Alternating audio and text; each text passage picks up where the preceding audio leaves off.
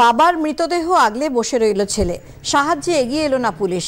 চরম অমানবিক এই চিত্র ধরা পড়েছে শিলিগুড়ির বাগডোগরা থানা এলাকায়। থানায় ও পঞ্চায়েত কার্যালয়ে সাহায্য চাইতে গেলেও সাহায্য না পেয়ে দীর্ঘক্ষণ মৃতদেহ আগলে বসে থাকে ছেলে।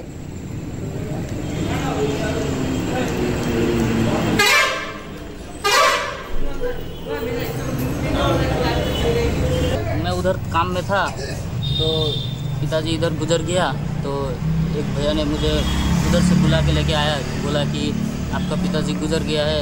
तो मैं दौड़ के आया, उधर दौड़ भाग के आया। उसके बाद में मैं पुलिस थाना गया दौड़ के। उसके बाद भैया ने उधर पे सर ने बोला कि सर को मैं बोला कि सर मेरा पिताजी गुजर गया है, मैं मजबूर हूँ, मैं क्या कर सकता हूँ, ऐसा बोला। तो सर ने बोला तो इसमें मैं क्या कर सकता हूँ, ऐसा बोला। तो मैं पंचायत ऑफिस भी गया, पंचायत ऑफिस में यही बोला मुझे। খুবই অমানবিক ছবি আমাদের আজকে সমাজ কোথায় চলে যাচ্ছে। একটা ব্যক্তি থানার অদূরে আজ এরকম হাটের দিন পাশে পড়ে আছে, 5-6 ঘন্টা ধরে মৃত ব্যক্তি পড়ে আছে। বেচারা নাবালক ছেলে, সে কিছু করে উঠতে পারছে না, বাধ্য হয়ে থানার কাছে সাহায্য যায়, থানা ঘুরিয়ে দেয়, থানা বলে পঞ্চায়েতের কাছে যাও।